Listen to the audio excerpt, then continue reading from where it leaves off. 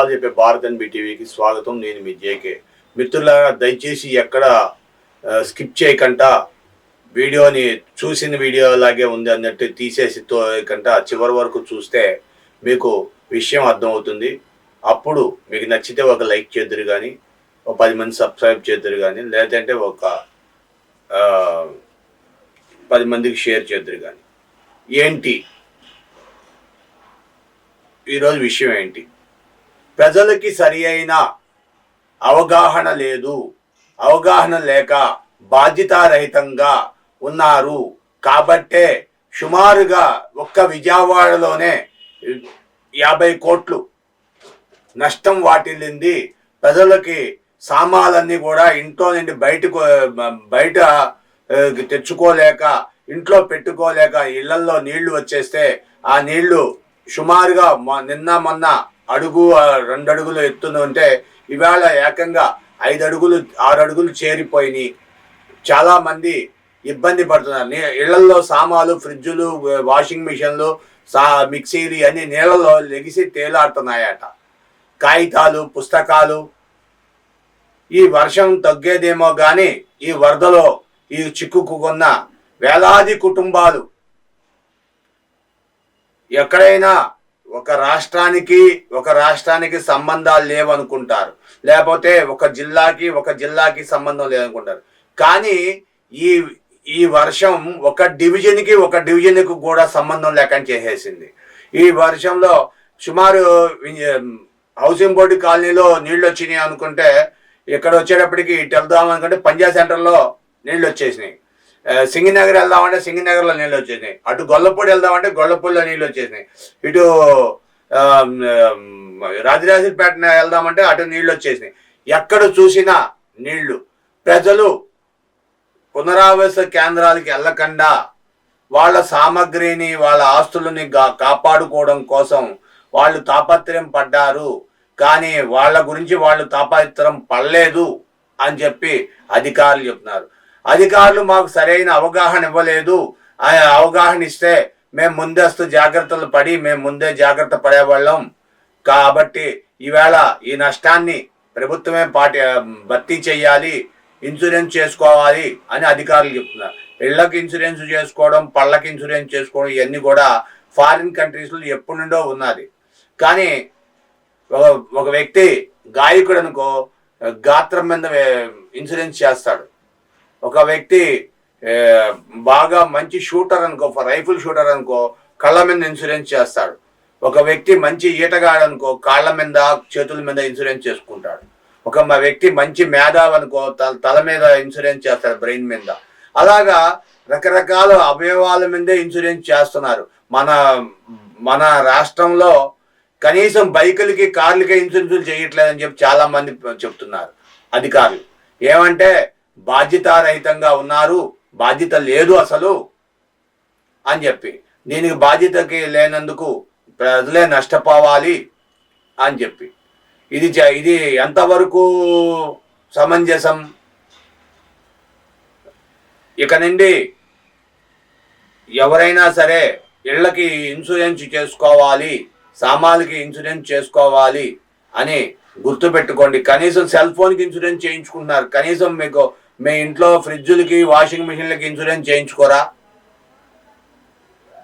ఇంత దౌర్భాగ్యం ఎప్పటి నుండో వచ్చింది. గత 10 ఏళ్ళగా వచ్చింది.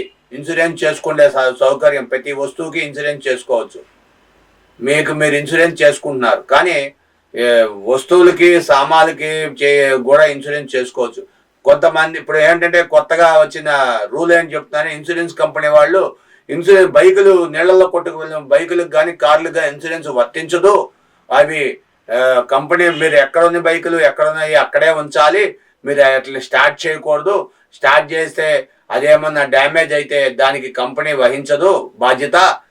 ఇన్సూరెన్స్ కంపెనీ కూడా బాధ్యత వహించదు. కంపెనీ వాళ్ళకి తెలియజేస్తే కంపెనీ వాళ్ళు వచ్చి, వాళ్ళ మెకానికల్ వచ్చి, ఇన్సూరెన్స్ కంపెనీలతో సహా వచ్చి వాళ్ళు చెక్ చేసి అప్పుడు మీ బైకులకి ఇన్సూరెన్స్ వస్తుంది. ఇంజిన్ రన్నింగ్లో ఉంటేనే ఇన్సూరెన్స్. ఇంజినే కదండి ముందు స్టార్ట్ అవ్వండి. నీళ్లు పోతే ఇంజినే కదా స్టార్ట్ అవ్వండి. ఏం మాట్లాడతారండి వీళ్ళు? ఏమన్నా అర్థం ఉండాలిగా. హెల్మెట్ పెట్టుకోకపోతే కేసు రాస్తాం, లేకపోతే అది పెట్టుకోకపోతే కేసు రాస్తామని చెబుతున్నారు. కానీ అసలు బస్సులు లేవు, రైళ్లు లేవు, ఎక్కడ జనం అక్కడ ఇరుక్కుపోయారు. ఈ ప్రతి ఇంట్లోకి నీళ్లు వచ్చే, తాళం వేసిన ఇళ్లకు కూడా నీళ్లు వచ్చేసినాయి, తలుపు సందుల్లో నీళ్లు వచ్చేసినాయి, వేస్ట్ వాటర్లో వాడుకుంటే బెజ్జాల్లో నీళ్లు వచ్చేసినాయి. ఎక్కడి నుండి ఎన్ని నీళ్లు వచ్చేసినాయి, ఎలాగొచ్చినాయి ఎవరికి తెలియదు. మేము తాళం వేసి ఊరెళ్ళామండి, మా ఇల్లు బాగానే ఉందా ఎవరికి తెలుసు. పక్కింటి వాళ్ళు ఫోన్ చేశారండి, మా ఇంట్లోకి నీళ్ళు వచ్చేసినాయి అంట. మేము రావాలంటే మాకు సౌకర్యం లేదండి, మేము ఎలాగెళ్ళాలండి, మమ్మల్ని కాపాడండి. ఆ కార్పొరేటర్లు కూడా పత్తా లేరు. ఎవరి డివిజన్లో వాళ్ళు కార్పొరేటర్లు కానీ ఎమ్మెల్యేలు కానీ చూసుకోవని ముందస్తుగా హెచ్చరించి, మినిస్టర్ల సంగతి పక్కన పెట్టండి, కనీసం మీరు ఓట్లు అడుక్కోవడానికి ఇంటింటికి గడప గడపకి వచ్చి అడుగుతారే, మీరు గడప గడపకి ఇంటింటికి వెళ్ళి అమ్మా వర్షం వచ్చే సూచన ఉంది, నీళ్లు లోతస్తు ప్రాంతాల్లో నీళ్లు వచ్చే అవకాశాలు ఉన్నాయి, కాబట్టి మీరందరూ కూడా 64 డివిజన్లు మీరందరూ కూడా జాగ్రత్తగా ఉండండి, అప్రమత్తంగా ఉండాలని చెప్పి కార్పొరేటర్లు చెప్పాలి, ఎమ్మెల్యేలు చెప్పాలి, ఎంపీలు చెప్పాలి, అవసరమైతే సంబంధిత మినిస్టర్లు కూడా ప్రచారం చేయాలి. ఇంటి పన్ను కట్టకపోతే పంపు కోసేస్తాం, ఇంటి పన్ను కట్టకపోతే తగు సమయంలో పంపు కోసేస్తాం అని చెప్పి ప్రచారం చేస్తున్నారే కార్పొరేషన్ సిబ్బంది. కనీసం ఇలా జరుగుతుంది అని చెప్పి ఎక్కడా కూడా డిటిపి కొట్టట్లేదు, బ్లీచింగ్ కొట్టట్లేదు. మసూసికాలు రకరకాల వైరల్ ఫీవర్లు వస్తున్నాయి. ఇప్పటికే 45,000 ఇంజక్షన్లు పంపించారు ఆంధ్రప్రదేశ్కి.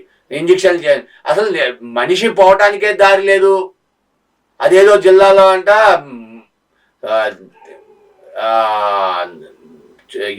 గజీతగాళ్ళు కూడా మునిగిపోయారంట. పడవల మీద నుండి కాపాడని దూకి వాళ్ళకు కూడా వీలు కుదరక మునిగిపోయిన మృతి చెందారని చెప్పి ఒక వార్త కూడా వినిపిస్తుంది. కాబట్టి దయచేసి స్కూళ్ళు ఇంకో 2-3 రోజులు స్కూళ్ళు ఉండవు, స్కూల్ సెలవులు కూడా పొడిగించారు. దయచేసి మీరు మాత్రం ప్రజలు అప్రమత్తంగా ఉండాలి, తెలివితేటలుగా ఉండాలి. కార్పొరేషన్ కొన్ని నెంబర్లు తెలియజేసింది, 0866 దయచేసి నోట్ చేసుకోండి, లేదా మళ్ళా మా వీడియో చూస్తే మా వీడియోలో వినిపిస్తుంది. 9866247485. మళ్ళీ ఒకసారి చెప్తున్నా, 9866247485. ఇంకో నెంబర్ కూడా ఇచ్చారు, 986624247172. 986624247172 ఈ నెంబరు. లేదంటే మరో నెంబర్ ఇచ్చారు, 8181960909. 8181960909 ఈ నెంబర్లకు మీరు సంప్రదిస్తే మీకు వాతావరణం సమకూరే వరకు మిమ్మల్ని తీసుకెళ్లి సురక్షిత ప్రాంతాలకు కానీ ఇబ్బందులు కానీ ఏమన్నా జరిగితే, మీకు ఎటువంటి ప్రాబ్లమ్స్ ఉన్నా, ఆరోగ్య సమస్యలు ఉన్నా, ఏమైనా సరే మీకు వెంటనే డాక్టర్ని తీసుకెళ్ళడమో లేదా పేషెంట్ని తీసుకెళ్ళి పునరావాస కేంద్రాల్లో పెట్టి చికిత్స చేయడం జరుగుతుంది. కాబట్టి ఇప్పటికైనా చైతన్యపడండి. విద్యావేత్తలు ఉన్నారు, మేధావులు ఉన్నారు, రాజకీయాల్లో ఎవరు గెలుస్తారో ఎవరు ఓడిపోతారో ముందే తెలుసు మీ వ్యక్తులకి. మీకు కనీసం మీ గురించి మీకు తెలియదా? మీ బాధ్యతలు మీకు లేవా? ఎందుకు పట్టించుకోరు మీ గురించి? మీ కుటుంబం గురించి మీరే పెద్ద. మీరు ప్రతి చిన్నవాళ్ళు పెద్దవాళ్ళు అందరూ కూడా వృద్ధులను చిన్నపిల్లల్ని జాగ్రత్తగా చూసుకోండి. ఎందుకంటే వైరల్ ఫీవర్లు బాగా ఉన్నాయి. కాచి చల్లార్చుకున్న నీళ్లు మాత్రమే తాగండి, లేదంటే తప్పని పరిస్థితుల్లో మినరల్ వాటర్ అన్నా తెచ్చుకొని తాగండి. కానీ నీళ్లు కూడా కొన్ని ఏరియాల్లో కరెంటు లేదు, మంచినీళ్లు రావట్లేదు. ప్రభుత్వం మినరల్ వాటర్ బాటిల్ సప్లై చేస్తుంది, లీటర్ వాటర్ బాటిళ్ళు, అవి కూడా తీసుకొని జాగ్రత్త పడండి. అన్ని ప్రాంతాల్లో పడవలు వేశారు, ఆ పడవల మీద మీరు బయటకు వచ్చి సదుపాయంగా మీకు అవసరమైన నిత్యావసర వస్తువులు తీసుకోవచ్చు. కరోనా వస్తే ఆ పేట నుండి ఆ పేటకి వెళ్ళలేదు అన్నారు, కానీ కరోనా కంటే తీవ్రమైన పరిస్థితి వేళ అడుగు గడప నుండి బయట పెట్టే పరిస్థితి లేదు. నిత్యావసర వస్తువులు అందుబాటులో లేక చాలామంది ఇబ్బంది పడుతున్నారు. కాబట్టి వెంటనే మీకు ఈ కింద ఇప్పుడు ఇచ్చిన నెంబర్లకు మీరు ఫోన్ చేస్తే మీకు ఎటువంటి అవసరాలున్నా వాళ్ళు తీరుస్తారని తెలియజేయడం. ఈ విషయం మీకు నచ్చితే ఒక కామెంట్ చేయండి, లేకపోతే ఒక లైక్ చేయండి, లేకపోతే నచ్చకపోయినా 10 మందికి షేర్ చేస్తే 10 మంది మీకు నచ్చకపోయినా 10 మంది నచ్చవచ్చు, వాళ్ళు సుఖపడతారు, వాళ్ళు ఈ నెంబర్లు తీసుకొని వాళ్ళు జాగ్రత్త పడతారు అని తెలియజేయడం జరుగుతుంది. Thank you for watching our channel, your channel. Thank you.